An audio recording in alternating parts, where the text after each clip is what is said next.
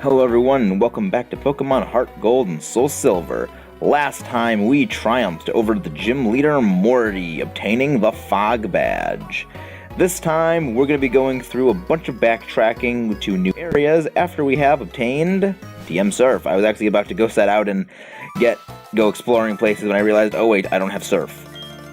Hey! Stop dancing such a serious dance. Show me something like a hula dance. Alola foreshadowing. You mustn't push the request on me. Huh? Are you telling me that you don't respect what the customer wants? I'll show you a dance. I'll show you a great one. Weirdo. Alright, that's, this guy looks familiar. It's, Huh! Who are you? How dare you get in my way? Yep, Team Rocket battle.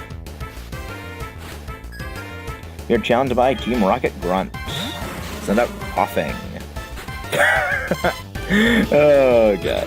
This is what I mean about this game, is just everything is so low leveled compared to the gym leaders.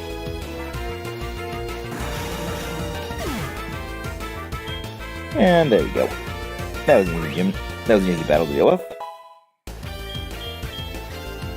Charge. I actually think I'm going to keep Charge. That's actually a pretty decent move. It allows you to power up one electric move, and also I believe it also boosts your special defense. I think that was this game. I don't know when that was added, but the next electric move you use after this is more powerful. I believe it is 50% more powerful. I don't exactly know if it stacks. Oh no, you made me look like a villain. You are. Oops, I have an important mission.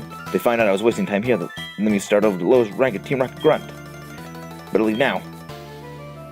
Why would you here anyway? Right? Yes, your mech is indeed excellent, kind and strong. Good raising Pokemon as well. Person does look into people. Just talk to myself. Never mind. Okay. Wonderful, you're so courageous for your age. It was a rare sight to see. I want you to have this. Don't be shy, take it. We obtained HM03. This is Surf. If you had a Totodile, or right now a Croconaw, I highly recommend you teach this to your Totodile or a Croconaw. This is a fantastic move, and this early on, it's a very powerful. Even later into the game, this is a very powerful move. Yeah. Base 95 power, 100% accurate. This move is amazing this early, and even later into the game, it still hits hard. I highly recommend that you teach any water-type Pokemon that has a decent special attack this move. After that, we're going to be going backtracking, and also, I just realized I don't have a Pokemon that can learn this, so I'm going to have to go backtrack myself and catch a Pokemon that can use this. Actually, before we head off, there's this little guy. Hi, I'm Sunny and Sunday. Meaning it's Sunday today. I was told to give this when I saw you. Obtain the magnet. On Sunday, this little guy will be here, and he will give you the magnet. This boosts the power of electric moves, and he's explaining this right now. Mr. Monica said electric. Yes. It does boost the power of electric moves. That would be very useful on Lanayru if... Oh yeah? Now we're back in Goldenrod. There's actually a Pokemon I'd like to make note of. This is in Bill's house. We met him in Ecruteak City, and...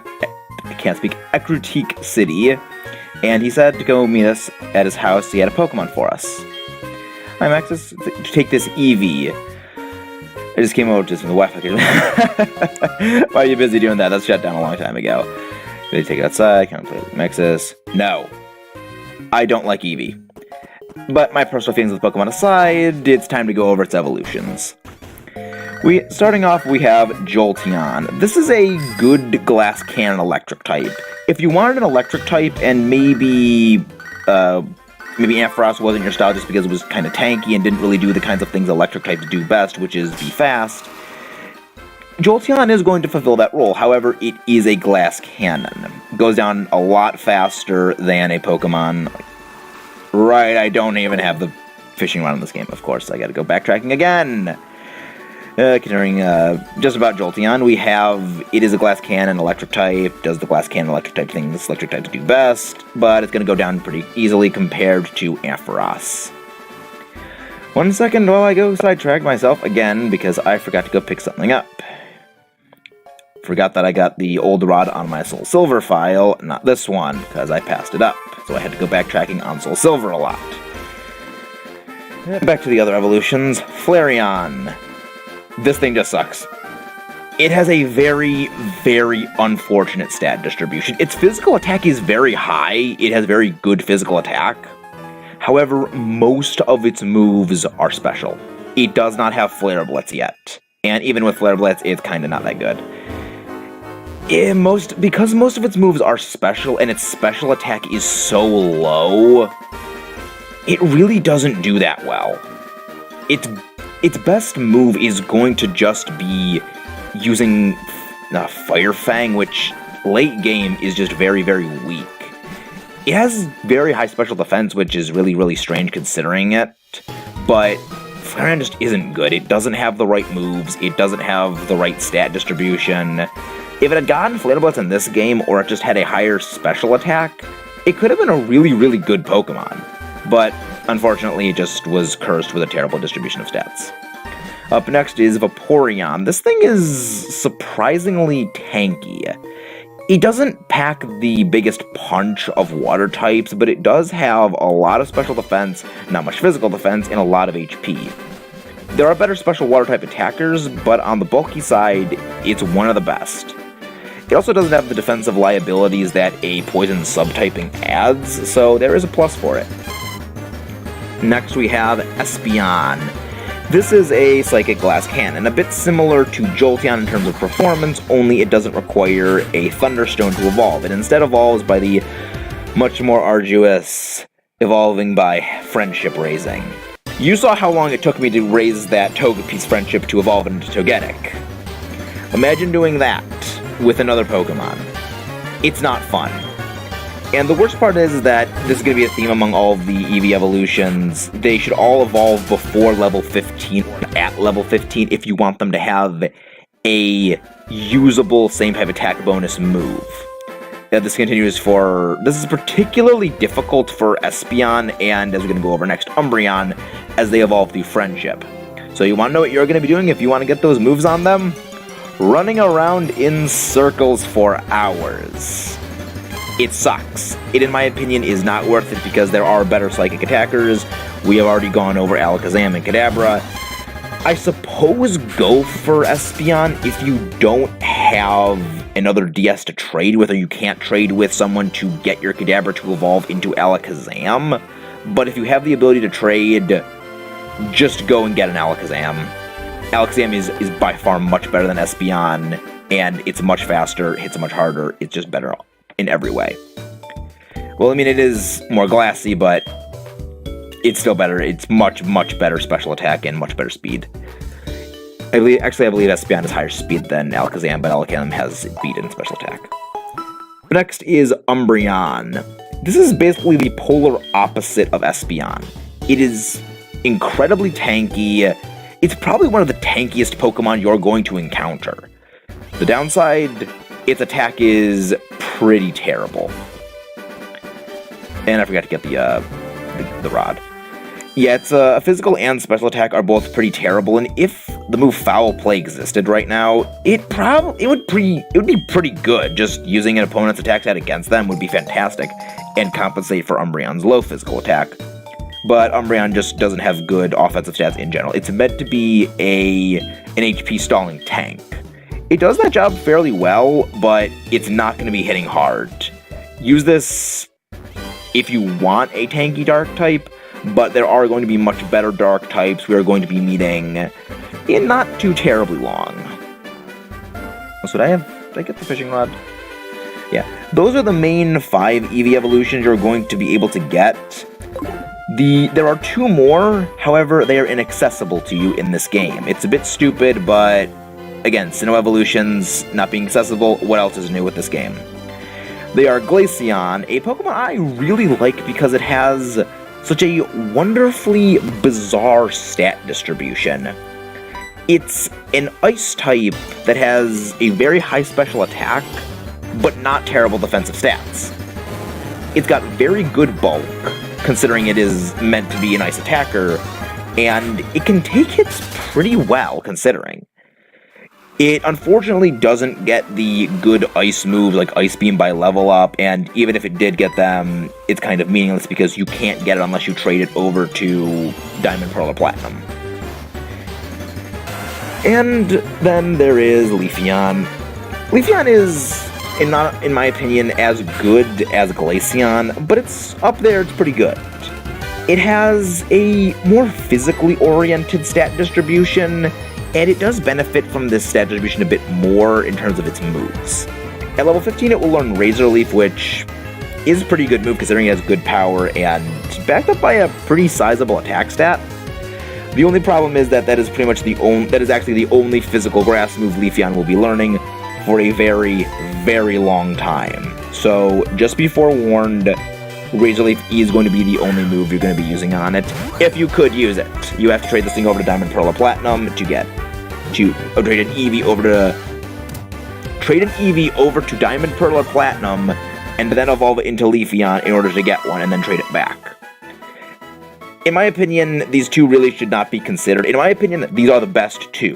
Leafeon and Glaceon are, in my opinion, the best of the Eevee evolutions overall, and unfortunately, they're the two most helpful ones that are locked out. They all are pretty good, but the last two, again, are the better ones. They have much better stat distributions and better stats, and also a better type combination. Jolteon, I'd say, probably is a close second best. Is a close second to those other two. Of the ones currently accessible, Jolteon is probably the best, because it is an electric type that can do the electric things electric types can do normally. However, most of those types you don't have access to right now. Your electric types are pretty much limited to tanky, slow electric types in Magnemite and Ampharos, which they aren't terrible electric types, it's just they're not your typical electric types. Well, sorry, Sudowoodo, you were with us for a while, but we gotta switch you out for Tentacruel. Back to Eevee evolutions. But then I'd probably say Espeon, just because it is a good psychic attacker, and while Psychic isn't going to be too terribly useful from now on, there is another gym that is weak to Psychic, but there are a lot of other things that can deal with them. Up then, I'd probably say Vaporeon, then Flareon. The least useful, I would say, is probably Umbreon, because at the very least, Flareon has a good physical attack stat that it can do some damage with its moves, but Umbreon is just bad moves and bad stats. Dark is also not the best offensive type, and there are, again, some Dark types we are going to be getting, not super far away, but it's not going to be for another couple of videos. We're going to not have some Dark types. And now that I have Surf, I can finally teach Tentacruel Surf and get exploring some more. There it is. Yeah, I was looking on the wrong picture. I kept thinking that it was down by Union Cave. Just remember, okay, something to do with Union Cave. No, it's go straight north, find this tree, and there's a guy right here.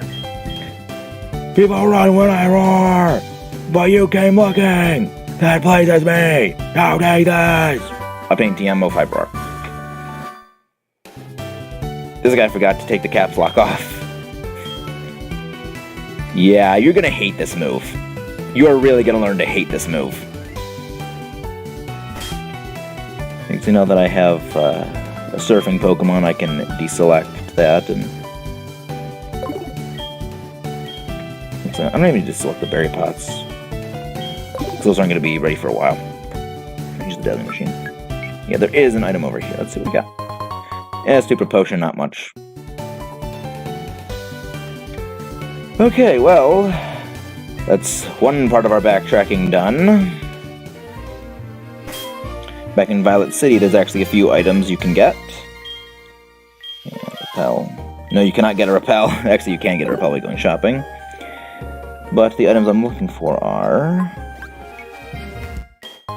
There's a rare candy right here to get. This is a pretty good item to get right now, just because rare candies are not the most common things in the world, and later in the game, they're pretty helpful.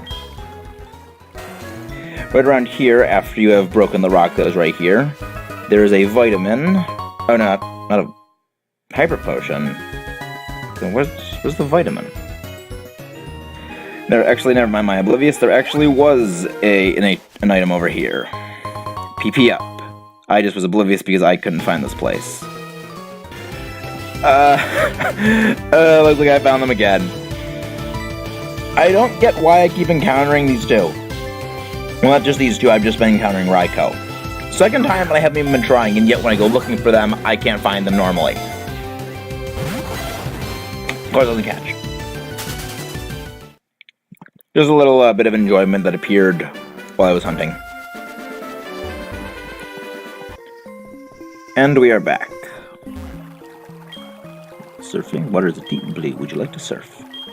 One thing actually I forgot to mention is when you're standing by the water's edge, the music will change. It'll lower itself a little bit and you hear the sounds of the water. It's not really a detail I see mentioned a lot, and it's a nice little sort of immersion thing where it's not just... It actually is what water sounds like when you're close to it. Throw up another rappel. There are a lot of items you can get around here. I'm not going to go grab them right now just because there are other priorities and they're kind of all just branching paths. There is, however, one right up here that is on the required path. Well, not required path, but required path to what we are going to get. There also are a fair bit of strong Pokemon down here that if you want to be... how the heck am I slower than Onix? I actually want to know that. Well, not able to escape. Yeah, I actually want to know that. There are a few Pokemon down here that are high level that you can train on, and okay, Ultra Ball. That's... You done good, Cave. You done good, Union Cave. Yeah, Callian, you are really well trained right now, so you do not need to keep battling. If the Pokemon I liked were here, I'd go anywhere. That's what a real trainer does. Yep. To each their own. Alright, and now we have reached the end of this cave. The Union Cave isn't terribly big, but I do like how there is a lot of stuff to do here. And there is our next Pokemon. Yeah, you're gonna see my playtime. This file is gonna take a lot longer time to play because I do a lot more stuff in here, and my other SoulSilver file is a lot more streamlined. I know exactly what I'm doing, and it's not as much backtracking. Actually, I should probably switch linear into the front, because I actually do want to catch this Pokemon. Not for a team member, but just as to have. Get back here! There you go.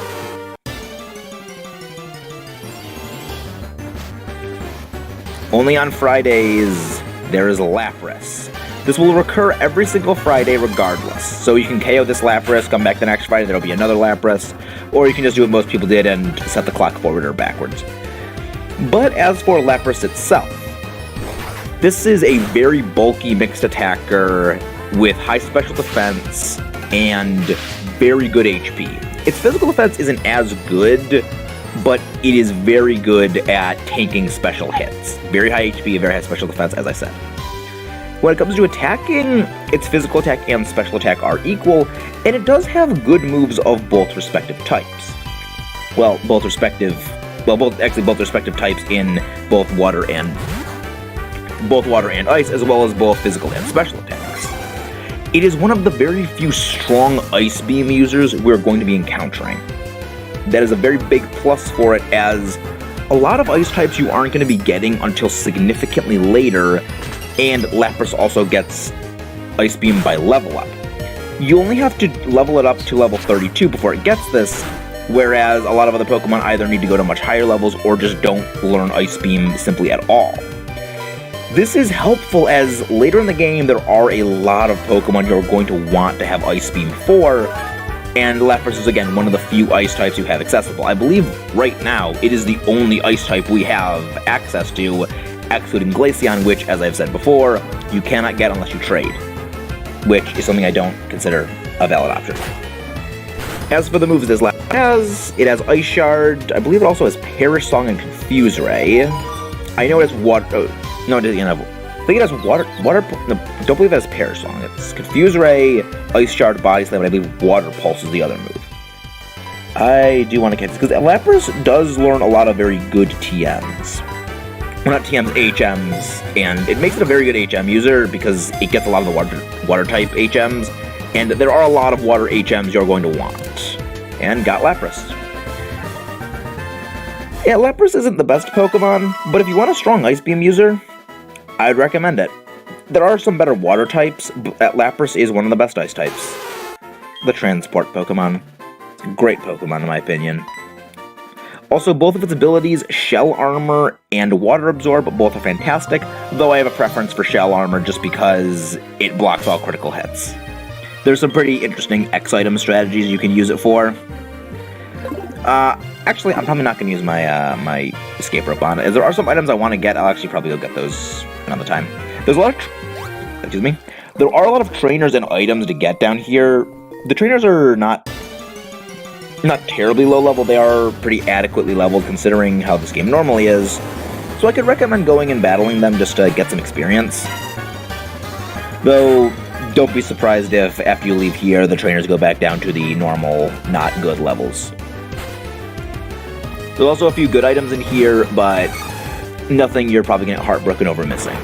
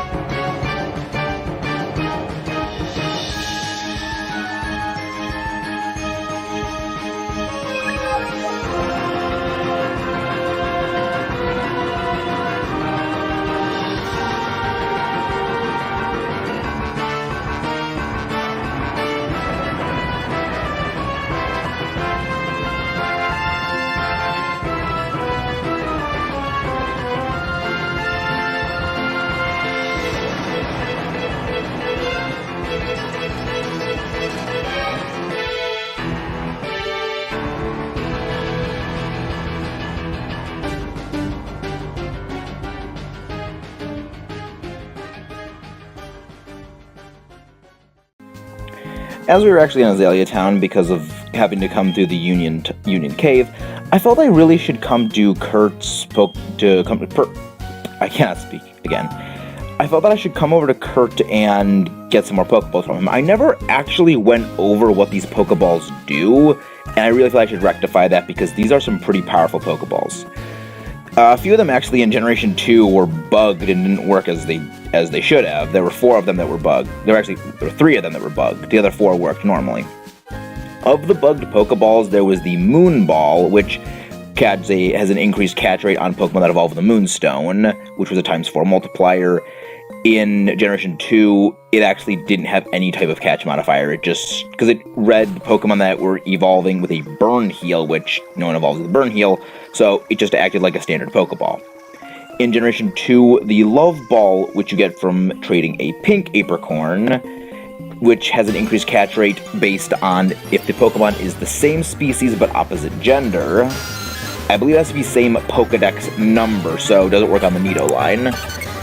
Is a ×8 catch multiplier. This doesn't work if either of the Pokemon are genderless, so it has to be a Pokemon with a gender and same Pokedex number. It's honestly kind of a stupid Pokeball in that you have the Pokemon itself. There's really no need to catch another of the same species, just breed for it. The other bugged Pokeball was the Fast Ball. In Generation 2, the way this worked was it was supposed to work by Pokemon that would flee from a battle, which is what would make it super helpful against legendaries. However, it was bugged so that it only worked on Magnemite, Grimer, and Tangela. There were a lot of Pokemon that did flee in Generation 2, and it, however, did not work on any of the ones people actually would have wanted to catch with it. In Generation 4, they actually changed the effect of the Fastball, which you get by trading a White Apricorn, to now work by base speed. If the Pokemon has a base speed of 100 or greater, the catch rate is ×4. If it is below 100, is the same ×1 catch multiplier. Those are all the bugged Pokeballs, and now the ones that actually did function properly was the Heavy Ball. This you get from trading him a Black Apricorn, and this is the one that has requiring the most explanation. It's probably the best Pokeball for catching legendary Pokemon in, because it doesn't multiply the catch rate itself. It works by actually adding or subtracting from the catch rate. As most legendary Pokemon are quite heavy, and the Heavy Ball's effect is based on weight, this adds up a lot. It's not like, okay, here's an extra 1 or 2 points. This is, plus 15, plus 30. This is incredibly powerful. The way it works is a Pokemon that has less weight than 451.1 pounds, its value is subtracted by 20. If the Pokemon weighs more than that value, weighs more than 451.1 pounds, the value is added to by 20. If the Pokemon weighs more than 677.3 pounds, the value is plus 30. If the Pokemon weighs in excess of 903 pounds, the value is plus 40. That adds up very quickly when it comes to most legendaries. Compare, say, a catch rate of 3 on a legendary Pokemon to, say, any of the other Pokeballs. Okay, ×3, okay, that's 15. Add 40 to that. Now, I'm pretty sure not many legendaries actually get the plus 40 modifier, but that's a 43 base catch rate. That is insane. That's pretty much on par with the base pseudo-legendary. That's really, really helpful, and it's the best Pokeball, in my opinion, for catching legendaries. The other Pokeball that probably would be the best for legendaries would be maybe the Fast Ball on some of the faster legendaries, or maybe the Quick Ball, but that's really not too important, as that's really not the best, as those are Pokeballs you can only get from either Kurt himself, or with the Quick Ball, you have to spin the daily lottery, which is annoying. Actually, may I interrupt myself for a second? We have the King's Rock here. If you surf in Slowpoke well, you will actually get to this guy. He will give you a King's Rock. This is an item that evolves both Slowpoke and Poliwhirl. If held, it actually has a chance of making an opponent flinch. If you make, I don't know if it's every move or if it's just contact moves. It's one of those items that has a very bad effect description. But back to the Pokeballs. The Friend Ball was actually working perfectly in Generation 2. It doesn't have a catch modifier. Instead, what it does is it boosts the base happiness of a Pokemon from 0 to 200 when you catch it. Extremely useful on Pokemon like Zubat or any other Pokemon that evolves via friendship. Unfortunately, Pokemon like Togepi you cannot catch with this Pokeball.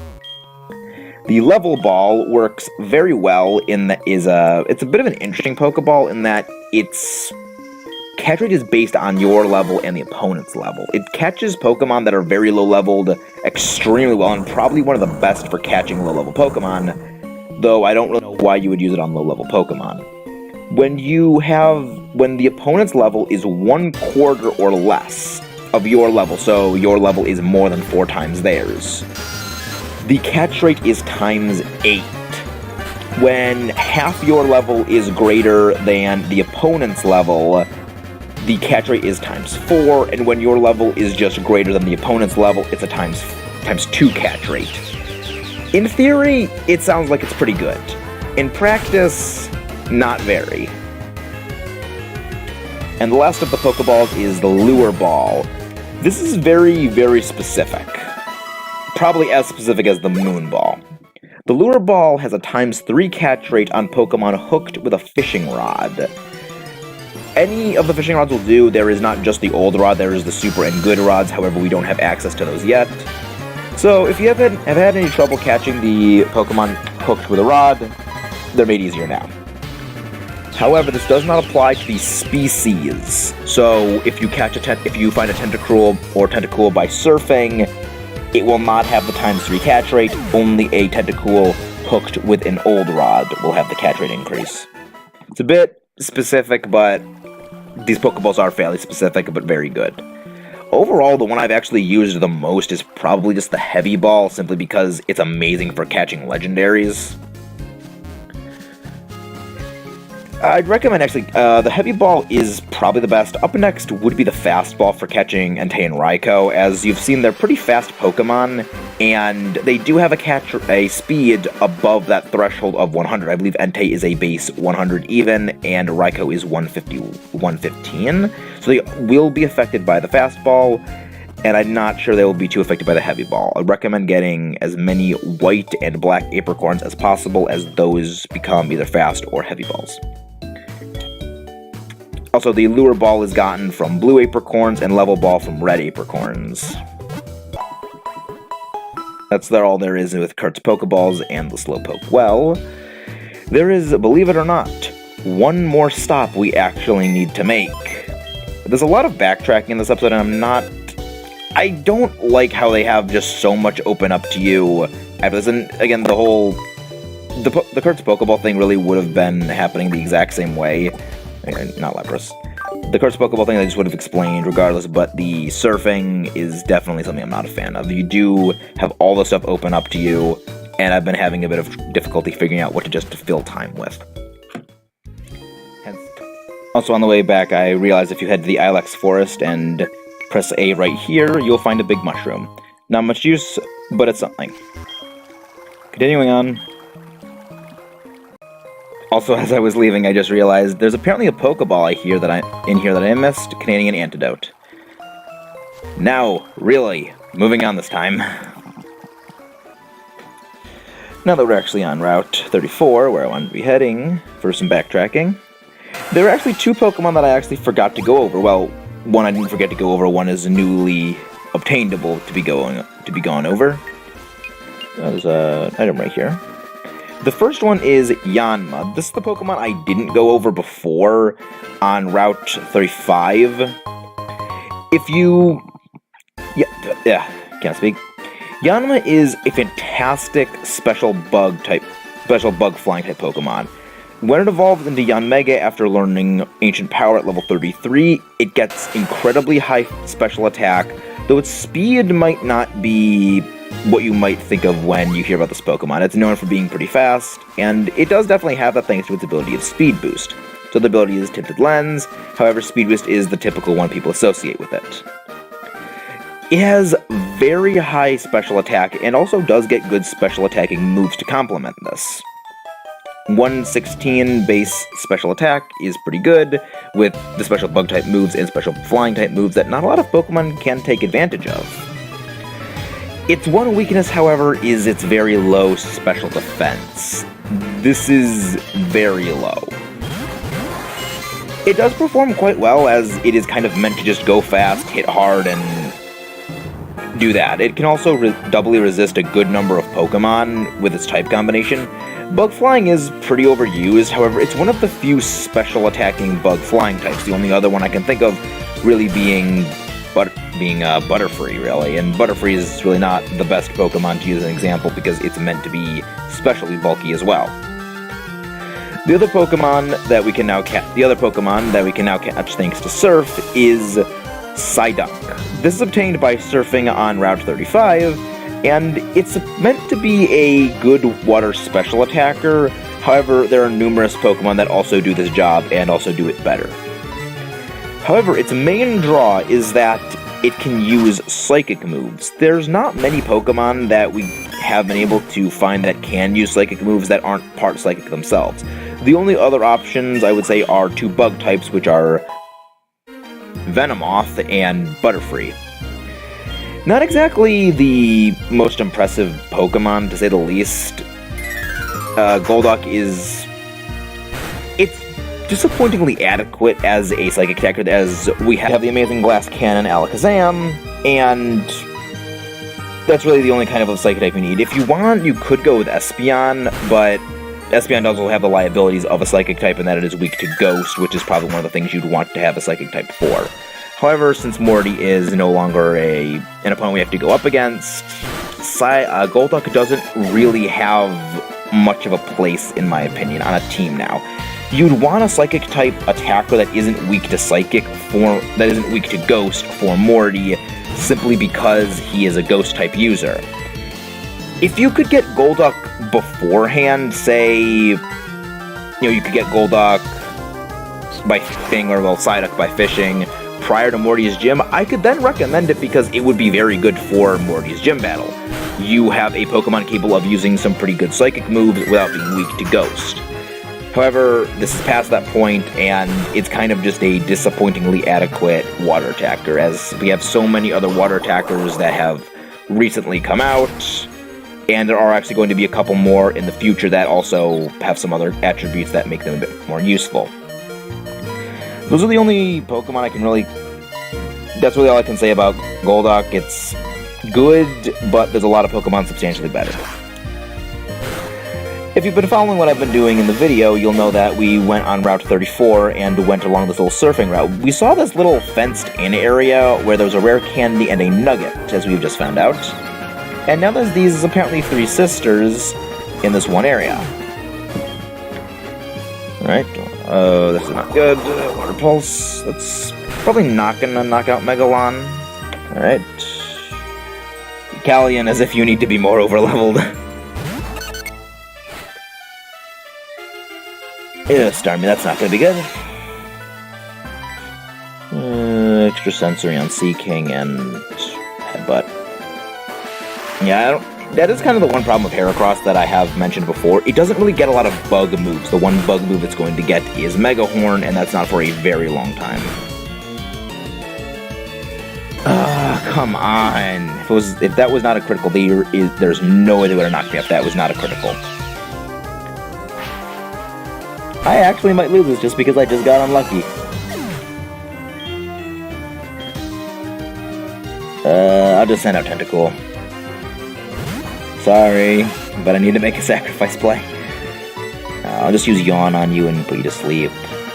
And just Supersonic you. Okay. I'm actually kind of glad that they went for Callian first, because I know Callian can take a few hits. I don't want to accidentally use Poison Sting on them and get them poisoned and then just not be able to put them to sleep. So I kind of need the RNG hacks that is Metronome to work for me.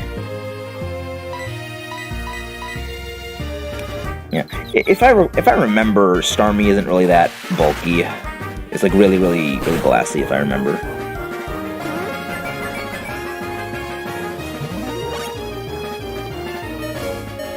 Okay, that's actually a bit useful.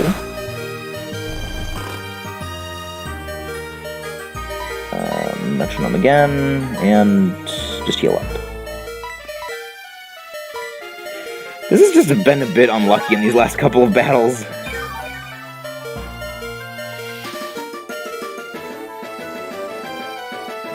Charmy is still asleep. Metronome.